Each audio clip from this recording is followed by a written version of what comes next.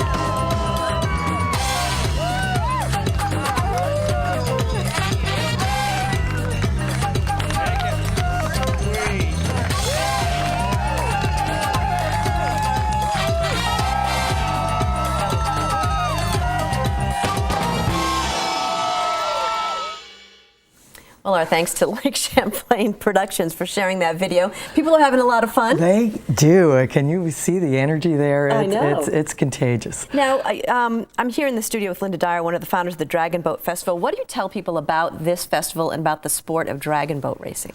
I think that dragon boating is the ultimate team sport. It isn't how athletic you are, how strong you are. It's how well you paddle together with the 20 other paddlers in the boat. So we just finished our practice weekend where we took each of those teams out for, gave them a land lesson, then we put them in the boat and gave them a water lesson. As they left the dock, they were clacking paddle splashing, and by the end, when they came back in an hour, they looked like professionals. We should point out that these are just members of the community that would come together to form teams, and they don't have to have any particular experience. They have no experience whatsoever. These are friends, family, coworkers who team up to say, hey, I want to try this, I want to help out and be part of this great cause, which is providing cancer support for people in our community. And tell me a little about the races themselves. How are they scheduled? The races are every 5 minutes all day long. We start out at 8 o'clock in the morning and the last race goes off around 3:30. So anybody from the community can come down and see a race going on continuously, splashing, laughing, just great energy, and then have great fun at the park as well. Yeah, what else is happening at the park during the festival? At the park, we have a great children's tent. We have music and entertainment going on every half hour. We have Sambo Dakota, Burlington Taiko. We have Zach Rhodes in the main stage tent. We have a woodchuck cider garden where you can go and sit down and watch these great races. We have an athletes village set up for all of our teams, just like Olympians over there. And each of them are decked out with a drummer all dressed up in a great costume. Just walking through Athletes Village is a sight. You have some fun features planned as well? We do. We've got raffles galore. We have the normal 50-50 raffle, but we have a Concept 2 paddling erg raffle where you can win a Concept 2 machine. You can also hop on a Concept 2 and see if you're the strongest person on a paddling erg. We have a hole-in-one hole-in-one challenge where you can win a national chance to golf at the premier golf course here in town. And let's see, we have quilt raffles. We have just fun everywhere. Everywhere you turn, there's going to be something for you to do, to eat, to smile about. One of the things that stands out during the festival is the SD Ireland Sisters at Heart Championship Cup. Tell us what that's about. On top of our community teams, we also invite breast cancer survivor dragon boat teams from the United States and Canada. We have 10 breast cancer teams coming this year, and we put on a special event for them the day before. So our breast cancer survivors kick off the Lake Champlain Dragon Boat Festival, the first event of the day, first race of the day, and then we have a special breast cancer challenge race the middle of the day. At the end of the race, it doesn't matter who won, we all embrace each other, we put all our boats together, and we have a special flower ceremony. This flower ceremony is unique because these flowers, the sunflowers, are raised by one of our Dragonheart sisters at the Last Resort Farm, and they're beautiful sunflowers. So we take a moment to honor those people that have died from breast cancer, and we throw the flowers in the water for them.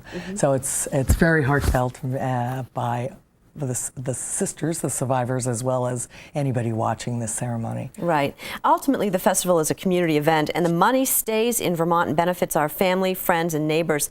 Talk about the fundraising and what it supports. Yes, we have been very lucky at our Lake Champlain Dragon Boat Festival in that we've raised actually $1.86 million in the last 11 years. It's gone to buying ultrasound machines, state-of-the-art hospital beds at Respite House. We have run our Survivorship Now free wellness programs for cancer survivors for the last 6 years. We've raised an activities building for Camp Tecumseh in 2007 and 8. This year, we're going to help Camp Tecumseh again. They need a food pavilion. They have been dining out with a little tent over them, and you know Vermont weather. Right. They need an official dining pavilion, and we're helping to raise the funds for that. And we're hoping the community will help us as well. Talk a little bit about Survivorship Now. Survivorship Now has been our cancer wellness center where we've offered 25 free wellness classes for people, cancer survivors of all cancers. We have been running it for the last 6 years, and we've decided that Dragonheart Vermont was not meant to be the one running these wellness classes, so we will be closing survivorship now this year, and we're going to be using the money that we raise from here on in from the festival to help all the other cancer nonprofits here in town, so that this money that we raise helps to support the programs of Dragonheart Vermont, a breast cancer survivor and support team, as well as this year Camp to Come to Vermont's camp for kids with cancer. So we're excited to be able to spread around these funds that we raise to help cancer survivors right here in our community. How can people get involved in Sunday's festival? Because you're always looking for volunteers. We do. You know, people wait till the last minute, so we've always worried about it at this point. We do need volunteers, so I hope they will go to ridethedragon.org to sign up to help us on that day. They get a great shirt to help us, and we always need donations, so they can go again to ridethedragon.org, click on donations, and help us raise this money for Camp to Come to in this new dining pavilion. I think people might be surprised to realize how many people are touched by what this festival does and the money it's raised. Yes, I think over 12 years, I can't even tell you the numbers, but I know that we receive letters from families that tell us that we've changed the lives of their family member that has cancer, by bringing connection with people, by bringing fitness, by bringing joy back into the life. And the main thing is that our Dragonheart Vermont sisters stand for the symbol of showing that there is life after cancer. So that's our mission, is showing that there is life. The cancer diagnosis is not a death sentence. We learn that living each day to the fullest is the most important thing. Linda, thank you so much. Thank you. I appreciate it, Judy. To close out today's program, we join UVM horticulturalist Leonard Perry. Leonard is in the UVM greenhouse, where he's joined by garden author Carrie Ann Mendez. What I'd like to look at here is your book. I know you've had it out a little bit, but top 10 lists for beautiful shade gardens. I know a lot of people have a yard with a lot of shade. When they were built, they put in the trees too big or too small, too close, and then they grew up and now they've got shade. So how do people deal with that? What do you recommend in here? I think most people feel that, they've been dealt a bad card if they land in the shade. There's only hosta and impatience. I wanted to show people there's so many cool plants, perennial shrubs, climbing vines, annuals that we can use in shade. And I think the beauty of a shade garden far outweighs any sun-loving garden. And shade gardens are typically so much less work than gardening for sun gardens. So I say go plant a tree and celebrate the shade.